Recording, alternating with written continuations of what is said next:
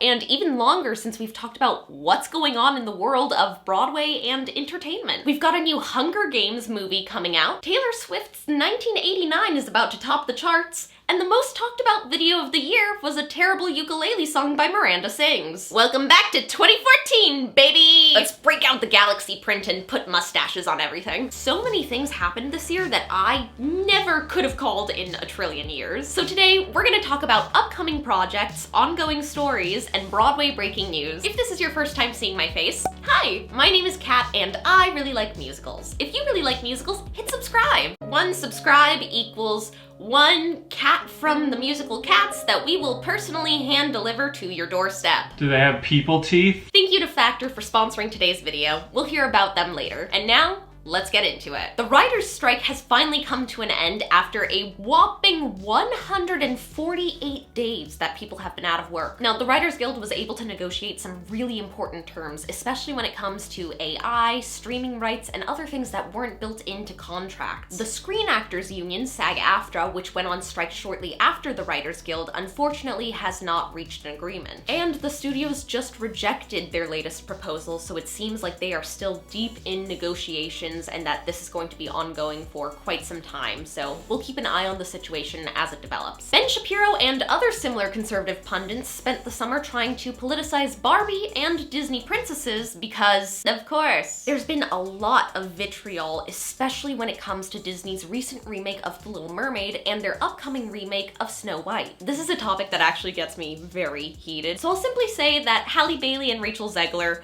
are beautiful, wonderful, talented angels who have dealt with this with infinitely more grace than I ever could have. Now, because the studios continue to escalate the strikes in Hollywood, this has pushed back numerous feature film release dates, season premieres, shooting schedules. It's holding up the line, and everybody is losing major money. However, there is one artist who was able to sidestep the exploitative Hollywood studios, like the mastermind she is. Taylor Swift self-produced and signed an exclusive theatrical release for her concert film, The Eras Tour movie. The Eras Tour film has already become the highest grossing concert film of all time, and I haven't even seen it yet. She made the movie on her own, signed an exclusive release with AMC Theaters, circumventing the studio system altogether. Obviously, it's not a feasible solution for everyone because not everybody can be Taylor Swift, but I wonder if more big celebrities are going to start self-producing projects even more so that they can have creative control. I'm so excited to see the Eras Tour movie, and I can't wait for the release of 1989 on Friday! I think I'm gonna do the Tangerine Target version vinyl. Which version are you guys gonna get? Let me know in the comments down below if you're getting one of the variants. I'm a dork! The Eras Tour is on track to become the biggest tour in music history. According to Time, in March, the Eras Tour is projected to beat the 1 billion gross threshold. The previous record was held by Elton John in his Big Farewell Tour, which grossed 939 million. So Taylor's gonna beat that record in March, and she's still touring for a lot longer. Crazy to see her continually breaking records and just living her best life. Speaking of which, it seems like ostensibly karma has finally come for Scooter Braun, the music mogul who, in my opinion, wrongfully purchased Taylor's masters, therefore inciting the re-records and Taylor's version. Scooter has officially stepped back from his company and been dropped by long-term clients such as Justin Bieber, Demi Lovato, and even his close personal friend, Ariana Grande. Which, of course, leads us into the wickedly talented Wicked movie. But first, let's take a quick and tasty moment to learn about today's sponsor. Factor makes meeting your nutritional goals easier than ever by sending fresh, never frozen, dietitian-approved meals right to your doorstep. Literally, that's it. Just heat, eat, and enjoy. Their team of gourmet chefs create meals only using ingredients with integrity to help you feel your best all day long. Factor offers a wide variety of dietary options, including keto, calorie smart, chef's choice, and vegan plus veggie options, which include seafood, meat, and plant-based meals. Factor sweats the tough stuff so you don't have to. Their team of registered dietitians work hand in hand with their kitchen to ensure that every meal is created from scratch and with nutritious delicious ingredients. I love eating clean, nutritious meals at home, but I don't always have the time or energy or willpower to make something from scratch. So Factor has become my go-to solution for busy days. When I'm working through lunch at my desk, when I work late and I don't have time to make something after work and I'm very hangry and I need food in my mouth now. So if you're someone who loves awesome meal kits like HelloFresh, you're gonna love Factor because they're owned by HelloFresh, so you know it's gonna be delicious. And they've got a great deal. Head to factor75.com and use code CATSTEEL50 to get 50% off your first Factor box. Again, the link is down below in the description box, but that's factor75.com. Use code CATSTEEL50 to get 50% off your first box. Thank you to Factor for sponsoring this segment, and now back to the video. The highly anticipated Wicked movie musical only had days left of filming when production was shut down by the strikes. The first set of photos taken on set by paparazzi were released, and oh my gosh, this movie is gonna be beautiful! It's gorgeous! Like, it is so gorgeous! The world of Wicked and The Wizard of Oz is just pure eye candy, and I'm so thrilled and impressed and just stunned and enamored with how they're imagining this world. I think it's a really great opportunity for the movie to expand what we see on stage, and I think it's so cool just the sheer scale of it, like the size. It's like Game of Thrones Lord of the Rings status. Lord of the Ring? There's singular, only one ring. The attention to detail that we've already seen in the costume and set design is immaculate, and if this is any indication for what the rest of the movie is gonna look like, I think it's a very, very real possibility and early contender for some Academy Awards. Costumes, production design, maybe makeup. Back when the first batch of photos came out, I'll admit, I was skeptical. Like, very, very, very skeptical. Wicked is a mega musical. Like, the costumes, the stunts, the just grand nature of it all. On stage, it feels so much larger than life, and I found that sometimes it's hard to try to replicate that magic on camera. For example, think back to the 2004 Phantom of the Opera movie starring Gerard Butler and Emmy Rossum. My note auto-corrected Emmy Rossum to Emmy Possum, so that's her name now. She's Emmy Possum. If you were lucky enough to see Phantom of the Opera on Broadway, R.I.P. in peace, or on tour or anywhere else, when that chandelier rises and crashes, it is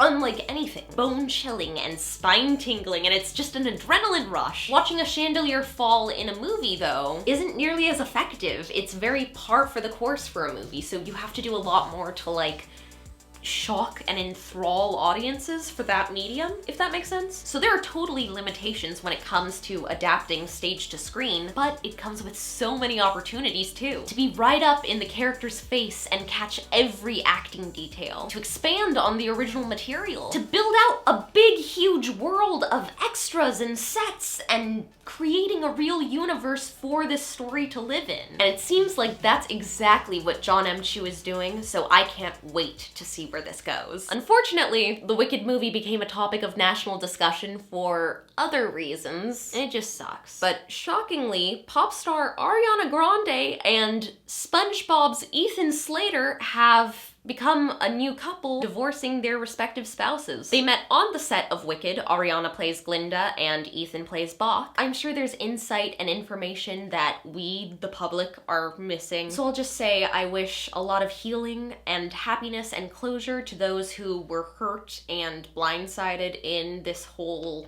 debacle. Also, what a shame that, like, this drama might overshadow all of the work that was done on Wicked. Like, it's already becoming Don't Worry Darling 2.0. I just wish it could have been Pete Davidson and Patti LuPone getting together instead. Now that's a power couple. But perhaps my favorite story of the year, and how this is a real headline I still don't know. Politician Lauren Boebert was escorted out of the national tour of Beetlejuice the Musical for singing along, illegally filming, and vaping inside the theater. When you hear about someone getting kicked out of a theater for making out and vaping, you automatically assume that, like, oh, that's gotta be like a teenager, right? Not a politician. Just the entire setup and scenario makes me laugh so hard. And then remembering that it took place at the national tour of Beetlejuice the Musical makes it like 20 times funnier. Okay, let's do a lightning round of some Broadway news bulletins. The 77th annual Tony Awards will take place on June 16th, 2020 2024. Nominations for the Tonys will be announced April 30th. Shucked the musical will close this January on Broadway, but will launch a national tour in fall of 2024, a West End production in 2025, and an Australian production in 2026. Shucked the musical has a better 5-year plan than I do. There's been a recent changing of the guard at the long-running musical Hadestown. Betty Who, whose music I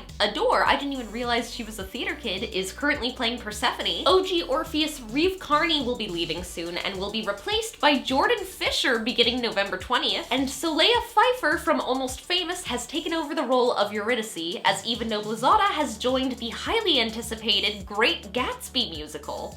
Well, one of them, anyway. There are currently 2 Great Gatsby musicals in development that are completely separate and both trying to aim for Broadway. One of them just opened at Paper Mill Playhouse with Eva Noblezada as Daisy and Jeremy Jordan in the title role. And the other production has music by Florence Welch of Florence and the Machine. 2 very separate vibes, I'm guessing, and I'm very interested in both. We've got Ingrid Michaelson's The Notebook coming to Broadway. A pro shot of Waitress the Musical starring Sarah Bareilles will come to theaters this December. That'll be followed by the hotly anticipated Mean Girls the Musical the Movie, also coming to theaters in February. A star-studded revival of Monty Python's Spamalot is coming to Broadway next month. I have a soft spot for Spamalot, I'll admit it, okay? Most of the cast is returning from the Kennedy Center run. Later in January, the role of Lancelot will once again be played by Alex Brightman, but in the meantime, it's gonna be played by SNL's Taran Killam! I also have a soft spot for Taran Killam. He